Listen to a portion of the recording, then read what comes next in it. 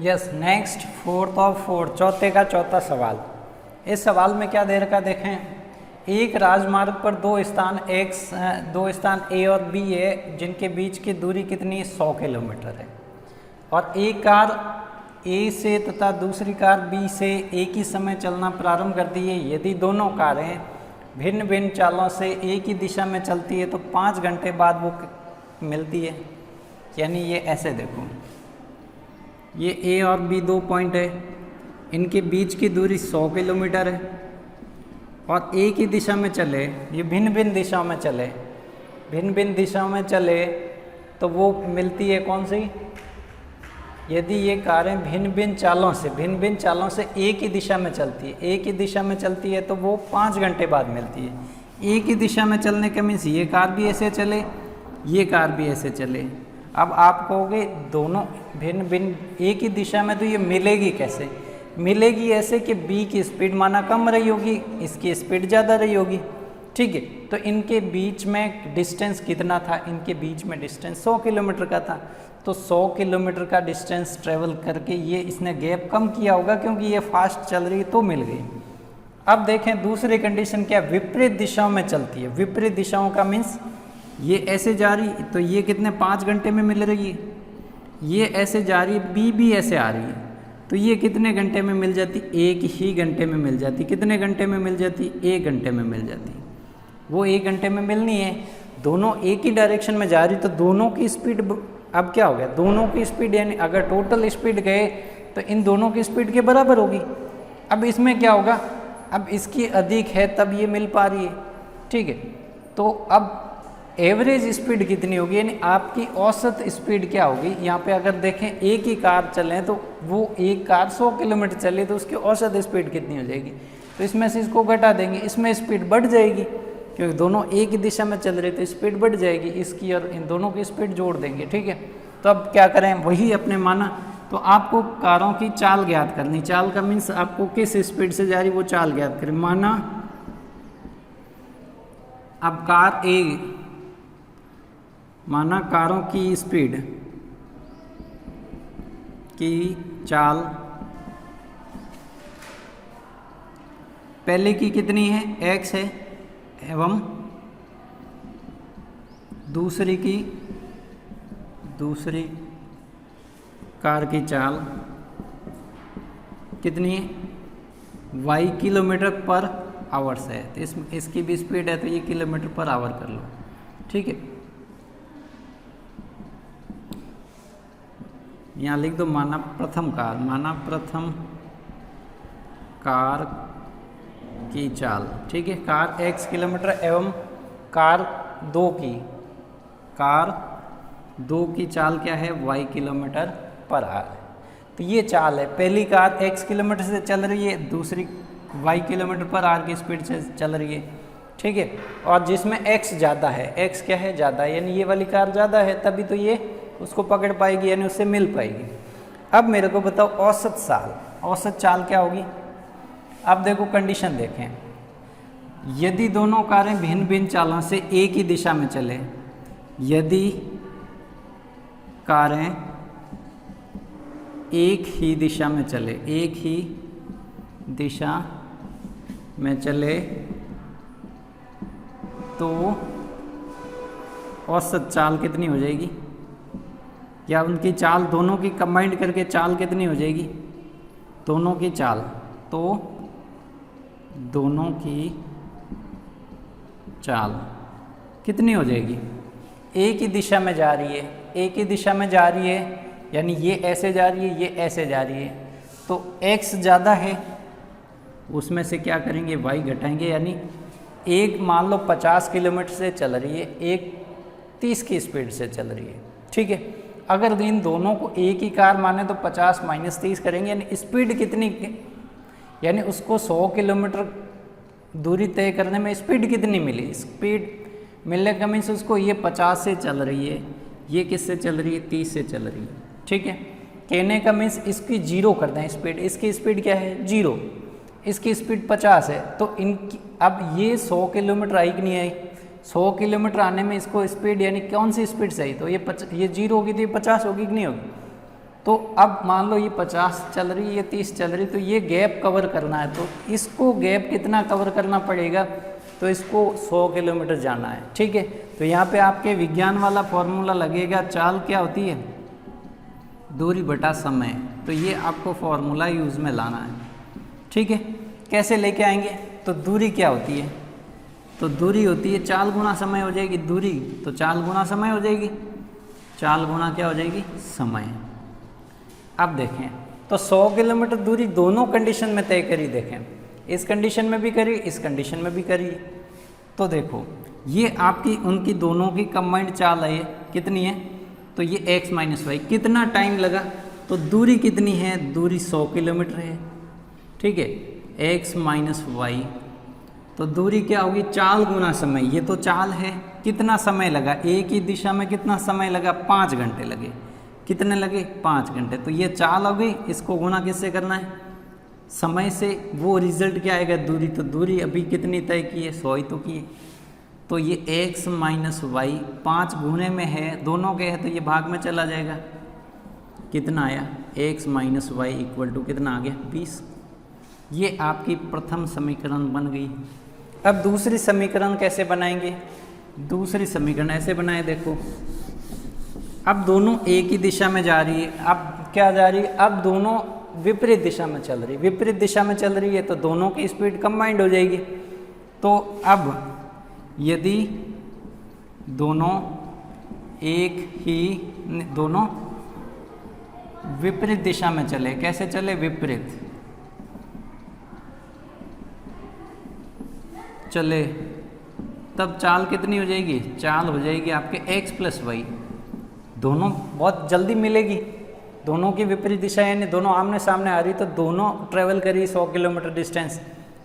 ठीक है, तो अब क्या हो जाएगी, चाल ये हो गई, तो चाल गुना समय होता है, चाल गुना समय बराबर क्या होती है, दूरी होती है, यही तो होता है कि नहीं होता है। तो चाल क्या है, x प्लस वाई, समय कितना लगा, 1 घंटा लगा, दूरी कितनी, अब भी 100 ही तो की, दोनों ने मिला के 100 की, इतनी की। ठीक है, तो अब देखें क्या है, 1 गुना x, ये x प्लस वाई होगा, ये कितना हो गया, 100। ये आपकी समीकरण 2। समीकरण 1 और 2 को हल करो, तो समीकरण 1 और 2 को कौन से मेथड से हल करेंगे, विलोपन विधि से। तो इक्वेशन सेकंड माइनस इक्वेशन कर दो फर्स्ट, तो x plus Y equal to 100 हो जाएगा ये, और ये x माइनस वाई, इनको ऐसे लिख दें पहले। अब इनको क्या करें, आप जोड़ भी सकते हैं, देखो ये प्लस माइनस दोनों सेम है, जोड़ना है तो जोड़ दो, चलो जोड़ दें इनको। ठीक है, तो ये जोड़ा, x और x कितना हो जाएगा, 2x, ये पॉजिटिव x, ये नेगेटिव x, एक विलुप्त हो गया y, और ये कितना हो गया 120। तो x का मान कितना आ गया, 60 किलोमीटर प्रति घंटा। 60 किलोमीटर प्रति घंटे की स्पीड से कौन चल रही है, ये कार 1 नंबर चल रही है। अब कार 2 कितनी होगी, कार 2 से कम ही चलेगी, तो कार 2 की ज्ञात करनी है, तो कैसे ज्ञात करेंगे, तो ये ऊपर से रब कर देता हूँ, पार्टी नहीं बता देता।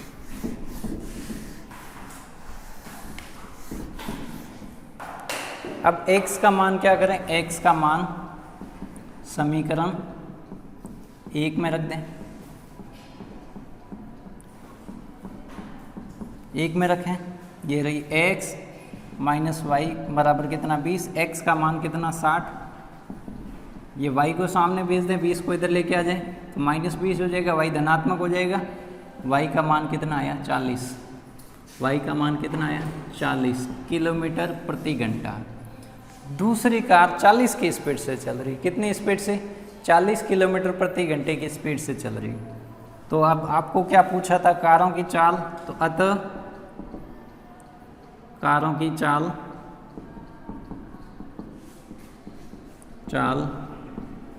क्रमशः 60 किलोमीटर प्रति घंटा एवं दूसरे की कितनी है, 40 किलोमीटर प्रति घंटा है, ये स्पीड है। ठीक है, एक 60 से चल रही, एक 40 से चल रही है, तो 60 वाली उसको कब मिलेगी, जब एक ही दिशा में चलेगी, तो 5 घंटे लग जाएंगे उसको मिलने में। ठीक है, और 40 की स्पीड से ये जा रही, तो ये कितने 1 घंटे में मिल जाएगी। इसको वेरीफाई करें, कैसे वेरीफाई करोगे, देखो इसमें वेरीफाई करने का ये तरीका है, देखो अब देखो ये ए पॉइंट है, ये बी पॉइंट है, इनके बीच की दूरी कितनी, 100 किलोमीटर। कितनी है, 100 किलोमीटर। यहाँ कार चल रही है वो 60 किलोमीटर से चल रही है, इधर चल रही है, ये भी इधर चल रही है 40 किलोमीटर की घंटे। अब मेरे को बताओ 1 घंटे में ये कितनी जा रही है, 1 घंटे में ये 60 किलोमीटर जाएगी, 1 घंटे में ये कितनी आगे जाएगी, 40। ठीक है, अब इन दोनों के बीच में 1 घंटे में टाइम में कितना अंतर हुआ, ये ज़्यादा कितनी चली, 20 किलोमीटर। यानी ये इनके बीच की 100 किलोमीटर दूरी थी, अब 1 घंटे बाद कितनी रह जाएगी, 80 रह जाएगी कि नहीं रह जाएगी। दूसरे घंटे ये 40 जाएगी, ये 60 जाएगी, फिर अंतर कितना आया, तो फिर ये दूसरे घंटे में ये कितनी आ जाएगी, 60 किलोमीटर इनके बीच की दूरी रह जाएगी। तीसरे घंटे में इनकी 40 रह जाएगी, चौथे घंटे में इनकी दूरी कितनी रह जाएगी, 20 किलोमीटर, और 5वें घंटे में ये इसके बराबर आ जाएगी। ठीक है, तो ये ऐसे वेरीफाई कर सकते। दूसरा वापस वो भी वेरीफाई करना कि दोनों एक ही दिशा में चले, ये लो एक ही दिशा में चले, एक 60 की स्पीड से जा रही है, एक 40 की। अब दोनों की डायरेक्शन क्या है, सेम है, ये दोनों की डायरेक्शन क्या हो गई, सेम। अब मेरे को बताओ ये 60 किलोमीटर 1 घंटे में जाती है, तो 1 घंटे बाद क्या कंडीशन होगी, 1 घंटे बाद ये 60 किलोमीटर इधर आ जाएगी, ये कितनी आ जाएगी, 1 घंटे बाद ये इधर आ जाएगी 40 किलोमीटर। अब बताओ दोनों ने दूरी तय कितनी की, तो 40 और 60 100, तो दोनों के बीच की दूरी कितनी थी, 100 ही तो थी, तो 1 घंटा लगा, बिल्कुल लगा। तो ये आपका आंसर क्या है, बिल्कुल राइट है। ठीक है, तो ये था आपका चौथा प्रश्न, जिसमें आपके कौन सा, चाल इंटू समय बराबर दूरी, ये फॉर्मूला हमने क्या क्या यूज़ किया है। ठीक है,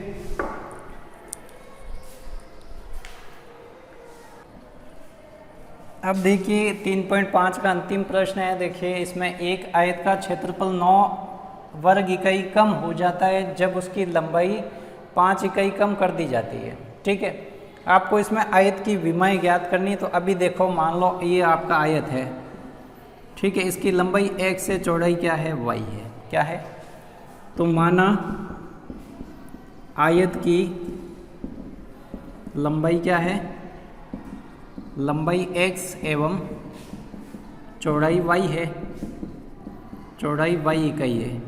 अब इकाई का मीन्स क्या है, इकाई का मीन्स हमें यूनिट दे नहीं रखी है, वो मीटर भी हो सकती है, किलोमीटर भी हो सकती है, मिलीमीटर होगी, उससे हमें कोई मतलब नहीं, हमें अंकों से मतलब है। तो x इकाई का ये है, y इकाई की इसकी चौड़ाई। अब जैसा कह रहा वैसा करना है। अब आयत का क्षेत्रफल की बात हो रही, तो क्षेत्रफल क्या होता है बताओ, तो क्षेत्रफल क्या होता है, लंबाई गुना चौड़ाई तो होता है, यही तो क्षेत्रफल होता है। आपको फॉर्मूले आने चाहिए हर चीज़ के। ठीक है, क्योंकि अब ये देखो क्षेत्रफल वाला फॉर्मूला लग रहा है। लास्ट प्रश्न में क्या लग गया था, लास्ट प्रश्न में आपके चाल, दूरी और समय का संबंध था, वो लग गया। तो अब क्या करना है, पहली कंडीशन 9 वर्ग इकाई से कम हो जाता है, 9 वर्ग इकाई से कम हो जाता है। ठीक है, कब कम हो जाता है, तो क्या कंडीशन है यहाँ देखें। अभी ये लंबाई और ये चौड़ाई है, ठीक है, तो अब पहले क्या करें, 9 वर्ग इकाई से क्षेत्रफल कम हो जाता है ये यदि उसकी लंबाई को 5 इकाई कम कर दे। अभी कितनी है, x है, कितनी है, x। आप क्या करे हो, लंबाई को 5 इकाई से कम करे, 5 इकाई से कम करे, लंबाई x है अभी, तो 5 इकाई से कम करोगे तो ये 5 कम होगा कि नहीं होगा, तो ये लंबाई 5 से कम हो गई। अब चौड़ाई को क्या कर दिया, 3 इकाई से बढ़ा दिया, 3 इकाई से बढ़ा दिया, तो ये लंबाई है और चौड़ाई का गुना क्या होगा, आपका उसका क्षेत्रफल होगा। ठीक है, चौड़ाई को आपने क्या कर दिया, 3 इकाई से बढ़ा दिया, तो ये y थी, इसको 3 से बढ़ा दिया। अभी वर्तमान में y थी, उसको 3 से बढ़ाया, तो ये y + 3 हो गया। अब क्या होता है कि क्षेत्रफल आयत का कितना हो गया, 9 वर्ग इकाई से कम हो गया। तो पहले कितना था, तो पहले क्षेत्रफल कितना है इसका, x गुना y तो था, यानी इसका पहले क्षेत्रफल xy था, पहले क्षेत्रफल क्या था, xy। अब वो 9 से कम हो गया है, कितना, 9 से कम हो जाता है। तो क्षेत्रफल पहले xy था, वो कितना हो गया, 9 से कम। तो अब xy - 9 बचा कि नहीं बचा। तो ये देखें समीकरण, इसको पहले कैसे बनाएंगे, तो अब ये गुना होगा, कैसे होगा, क्योंकि यहाँ पे भी 2 पद, यहाँ पे भी 2 पद, कैसे होगा, x का गुना इस पूरे के साथ और -5 का भी इस पूरे के साथ गुना होगा, ये सामने रहेगा xy, ये 3x, ये 5y, माइनस के ये माइनस के 15 हो जाएंगे, एक्स वाई इक्वल टू 9। अब देखें ये एक्स वाई और ये एक्स वाई कैंसिल हो जाएगा, कैसे? क्योंकि ये एक्स वाई इधर आ जाएगा, देखो ये एक्स वाई था, ये एक्स वाई इधर आया तो माइनस एक्स वाई होगा, ये प्लस 3x माइनस 5y। 15 को क्या कर देता हूँ मैं सामने भेज देता हूँ, तो ये धनात्मक 15 हो गया, 9 अभी भी सामने है, ऋणात्मक है, ये कैंसिल होगा कि नहीं होगा? तो समीकरण क्या बनी? 3x माइनस 5y बराबर ये कितना होगा? 15 माइनस 9 कितना होगा? 6। तो ये आपकी पहली समीकरण बन गई। वापिस से ध्यान से देखें, क्या था पहले आपका x और y था, इसका क्षेत्रफल क्या आया था? x y आया था। पहले आयत की लंबाई x थी, चौड़ाई y थी, तो उसका क्षेत्रफल ये था। फिर आपने क्या किया? लंबाई को 5 से कम किया, तो लंबाई x थी उसको 5 से कम कर दिया, चौड़ाई को 3 से बढ़ा दिया, तो फिर क्षेत्रफल क्या होगा? इसमें से 9 इकाई कम हो जाता है, यानी पहले तो एक्स वाई था, ये 9 हो गया। तो ये कंडीशन थी। अब देखें सेकंड वाली कंडीशन लगाएं, ये तो पहली समीकरण तैयार होगी। अब दूसरी बनाते हैं। दूसरी कंडीशन क्या है? यदि हम लंबाई को 3 इकाई से और चौड़ाई को 2 इकाई से बढ़ा दें, दोनों को ही बढ़ा रहे हैं, तो पहले कितनी थी? x लंबाई थी, y चौड़ाई थी, क्षेत्रफल कितना था? x y था। अब क्या करना है वो देखें, तो लंबाई को 3 से बढ़ाना है, ये आपकी लंबाई है, तो लंबाई को 3 से बढ़ाया, और y चौड़ाई को 2 इकाई से बढ़ा दे, चौड़ाई को भी बढ़ाना है 2 से, ये 2 से बढ़ा दिया हमने, तो क्या हो जाएगा? क्षेत्रफल 67 वर्ग इकाई से बढ़ जाता है, 67 वर्ग इकाई से बढ़ जाता है, मतलब 67 ज़्यादा हो जाएगा। तो अब पहले एक्स वाई था कि नहीं था, उसमें ज़्यादा कैसे होगा? उसमें 67 जुड़ जाएगा। तो ये देखें, ये वापस गुणा करें, देखो तो ये गुणा कैसे होगा? x का y+2 के साथ भी गुणा होगा, और 3 का भी y+2 के साथ गुणा होगा। ये लोग गुणा कर लेते हैं हम, कितना आया? ये x y 2x, ये 3y, ये 6 x y प्लस 67, ये x y इससे कैंसिल होगा कि नहीं होगा? क्योंकि ये इधर आएगा ऋणात्मक हो जाएगा, ये धनात्मक और ऋणात्मक, 2x प्लस 3y। अब 6 को सामने भेज दो, 67 माइनस 6 कितना हो जाएगा? तो ये आपके हो जाएगा 61 हो जाएगा कि नहीं हो जाएगा? ये 61 हो गया। ये आपकी समीकरण क्या है? ये समीकरण 2 बन गई। अब समीकरण 1 और 2 को क्या करना है? हमें हल करना है, ठीक है, जो इतना टफ काम नहीं है। अब कौन सी विधि यूज़ करेंगे? तो सवाल को देखें पहले कैसे है। ये 3x माइनस 5y बराबर कितना है? 6, और ये 2x प्लस 3y बराबर कितना है? 61। अब विलोपन विधि यूज़ करें तो गुणांक बराबर करें, इसको मैं किससे गुणा कर दूं? 2 से कर दूं, इसको मैं 3 से कर दूं, यानी ये गुणा इधर, ये वाला गुणा इधर हो गया। करें गुणा, तो यहाँ लिखें x के गुणांकों को क्या करना? गुणांक बराबर करने के लिए हमने क्या किया? करने के लिए समीकरण 1, ये आपकी समीकरण 1 ही है, ये समीकरण 2 है, तो इक्वेशन 1 को क्या कर दिया हमने? 2 से गुणा कर दिया, और क्या कर दिया? इक्वेशन 2 को 1 से कितने? 3 से गुणा किया, ठीक है। करें 3 से गुणा, तो इसको 2 से करना है, तो ये 6x हो जाएगा, 10y हो जाएगा, ये कितना हो जाएगा? 12। इसको 3 से करें तो ये कितना हो गया? 6x, ये कितना हो जाएगा? 9y, ये कितना? 3 से गुणा करो तो ये 3, 6 18। अब क्या करेंगे? अब घटाएंगे या जोड़ेंगे? तो अब देखें 6x समान चिन्ह, समान वैल्यू, घटाएंगे, माइनस माइनस माइनस कैंसिल, ये कितना हो जाएगा? माइनस का 10, माइनस का 9, माइनस का 19y हो गया। 183 माइनस का और 12 धनात्मक है, तो ये घटा दो, कितना आया? 1, कितना आया?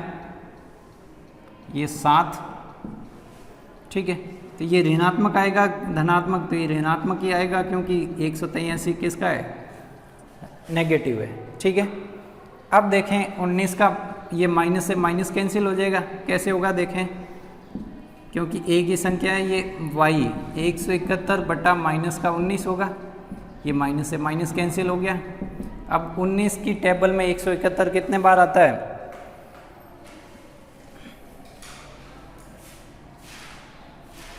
तो 9 बार देखें, 19 इंटू 9 कितना होता है? 171 होता है।